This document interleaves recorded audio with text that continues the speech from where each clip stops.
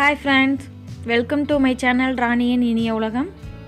இன்னைக்கு நாம சூப்பரான சைதாப்பேட்டை வடகரி எப்படி செய்யலாம்ங்கறத பார்க்கலாம். இது வந்து சென்னை சைடு ரொம்பவே ஃபேமஸ். இது தோசை, இட்லி, பூரி இந்த மாதிரி இதுக்கெல்லாம் ரொம்ப சூப்பரா இருக்கும். இதுக்கு தேவையான பொருட்கள் என்னென்ன அப்படிங்கறத பார்க்கலாம் வாங்க. மறக்காம ராணியின் இனிய உலகம் சேனலுக்கு சப்ஸ்கிரைப் பண்ணுங்க. பக்கத்துல உள்ள பெல் பட்டன்ல ஆல்ங்கற ஆப்ஷனை கிளிக் பண்ணிக்கோங்க. அடுத்தடுத்த வீடியோவோட அப்டேட்ஸ் உங்களுக்காக. இப்போ இந்த கப்புக்கு 3/4 கப் அளவு கடலைப்பருப்பு, 1/4 கப் அளவு துவரம் பருப்பு சேர்த்து நான் ஊற வச்சு எடுத்து வச்சிருக்கேன். ஒரு அரை மணி நேரம் ஊற வச்சிடுங்க. இதில் கொஞ்சமாக சோம்பு, 1/2 டீஸ்பூன் சோம்பு, 1/2 டீஸ்பூன் சீரகம், 2 மிளகாய் வத்தல், கொஞ்சமாக உப்பு சேர்த்து நல்லா பருப்பு வடைக்கு அரைக்கிற மாதிரி அரைச்சி எடுத்துகிட்டு வந்துடலாம். பாருங்கள், ரொம்ப நைஸாக அரைக்காமல் பருப்பு வடைக்கு நம்ம எப்படி அரைப்போமோ அது மாதிரி நைஸாக அரைச்சி எடுத்துகிட்டு வந்திருக்கிறேன். இப்போ இதை உதிரியாக எண்ணெயில் போட்டு பொரிச்சு எடுத்துக்கலாம். இந்த மாதிரி கொஞ்சம் கொஞ்சமாக எடுத்து பக்கோடா மாதிரி எண்ணெயில் பொரிச்சு எடுத்துக்கணும். இப்போ எண்ணெயை காய வச்சாச்சு. பாருங்கள், இப்படி பக்கோடா மாதிரி சின்ன சின்ன பீஸாமும் போட்டு பொரிச்சு எடுத்துக்கலாம். போட்ட உடனே கிளற வேண்டாம், உடஞ்சிரும். கொஞ்சம் ஃப்ரை ஆனதுக்கப்புறம் கிளறி விட்டால் போதும். இது நாம் பருப்பு வடை எந்த அளவுக்கு பொன்னிறமாக வேக வைப்போமோ அந்த அளவுக்கு வேக வைக்கணும்னு அவசியம் இல்லை. நடுவுலலாம் வெந்தால் போதும், அந்த அளவுக்கு வேக வச்சா போதும்.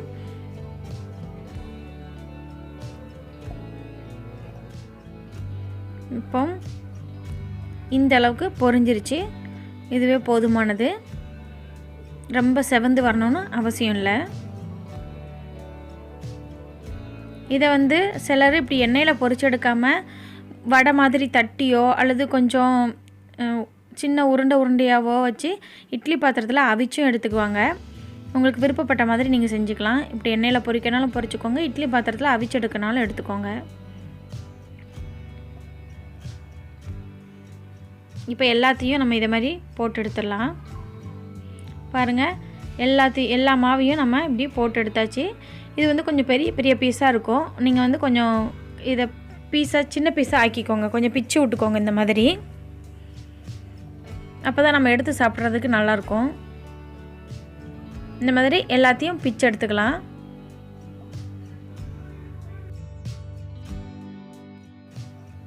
இப்போது இதெல்லாம் நம்ம இந்த மாதிரி சின்ன சின்ன பீஸ் ஆக்கி மாற்றி வச்சிடலாம். இப்போ பாருங்கள், நான் ஒரு பெரிய சைஸ் வெங்காயம் எடுத்திருக்கேன். இது வெள்ளை வெங்காயம், அதனால் இப்படி இருக்குது. ஒரு பெரிய சைஸ் தக்காளி, அரைக்கிறதுக்கு தேவையானது கொஞ்சமாக தேங்காய், ஒரு ஸ்பூன் அளவு சோம்பு, தாளிக்கிறதுக்கு ஒரு பட்டை, 2-3 கிராம்பு, அந்த ஸ்டார் பூ, ஒரு பிரியாணி இலை. இப்போ வாங்க எப்படி செய்யலாங்கிறத பார்க்கலாம். ஒரு கடாயை நல்லா சூடு பண்ணிக்கோங்க. கடாய் சூடானதும் ஒரு 3 டேபிள் ஸ்பூன் அளவு எண்ணெய் சேர்த்துக்கோங்க.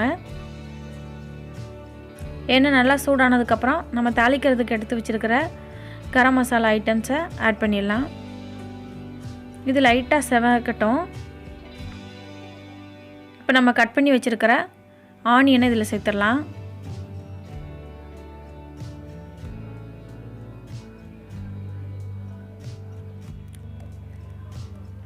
அடுப்பை சிம்மில் வச்சு ஆனியன் நல்லா செவந்து வர அளவுக்கு வதக்கிக்கோங்க.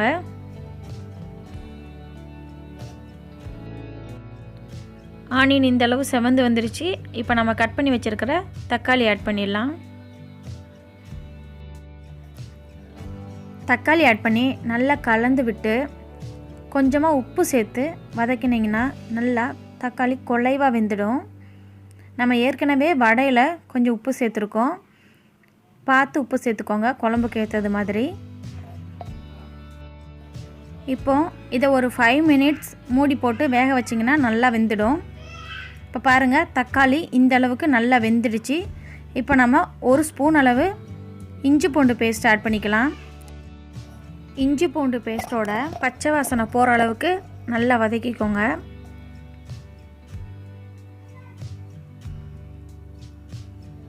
இப்போ ஒரு 1/2 டீஸ்பூன் அளவு மஞ்சள் பொடி சேர்த்துக்கோங்க. மஞ்சள் பொடி சேர்த்து நல்லா கலந்து விட்டுக்கோங்க. இதில் நான் இப்போ குழம்பு மிளகாய் தூள் சேர்க்க போகிறேன். இது வீட்டில் வறுத்து பொடிச்சது.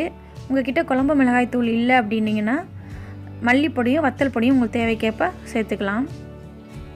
இப்போ நான் 2 டேபிள் ஸ்பூன் அளவு குழம்பு மிளகாய் தூள் சேர்த்துக்கிறேன்.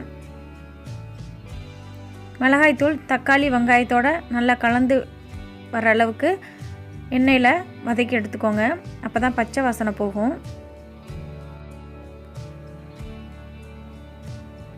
மசாலா நல்லா மிக்ஸ் ஆகிற அளவு பச்சை வாசனை போகிற அளவு நம்ம வதக்கியாச்சு.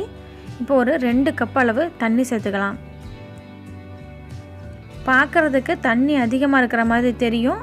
ஆனால் நம்ம வடையெல்லாம் இதில் ஆட் பண்ணும்போது வடை தண்ணியெல்லாம் உறிஞ்சிடும், நல்லா கட்டி ஆகிடும். ஸோ 2 கப் அளவு தண்ணி தாராளமாக சேர்க்கலாம்.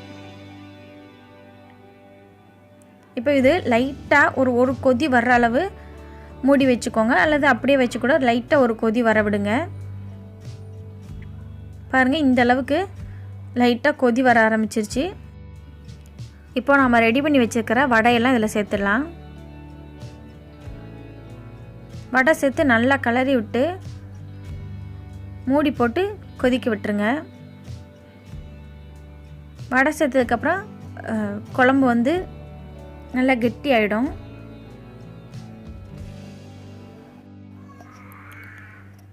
இப்போ ஒரு 10 நிமிஷம் நான் கொதிக்க விட்டேன். பாருங்கள், நல்லா கொதி வந்துருச்சு, கொஞ்சம் கெட்டியாக வர ஆரம்பிச்சிருச்சு. இப்போது நாம் அரைச்சி வச்சுருக்கிற தேங்காய் பேஸ்ட் ஆட் பண்ணிடலாம். சோம்பும் தேங்காயும் சேர்த்து அரைச்சி வச்சுருக்கோம், அதை ஆட் பண்ணிடலாம். இதை நல்லா மிக்ஸ் பண்ணி விட்டு ஒரே ஒரு கொதி வர்ற அளவுக்கு கொதிக்க விட்டுருங்க. இப்போ தேங்காய் ஆட் பண்ணதுக்கப்புறம் இது இன்னமும் நல்லா கெட்டியாகிடும். ஒரு 5 நிமிஷம் மூடி போட்டு கொதிக்க விட்டுருங்க.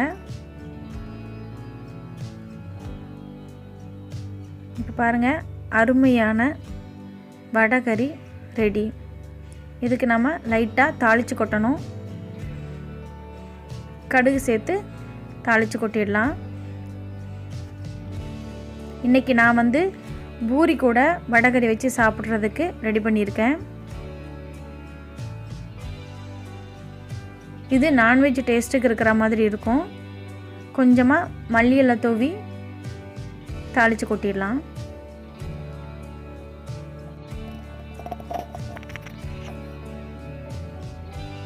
குழம்பு ஆறுனதுக்கப்புறம் இன்னமும் நல்லா கெட்டி ஆகிடும்.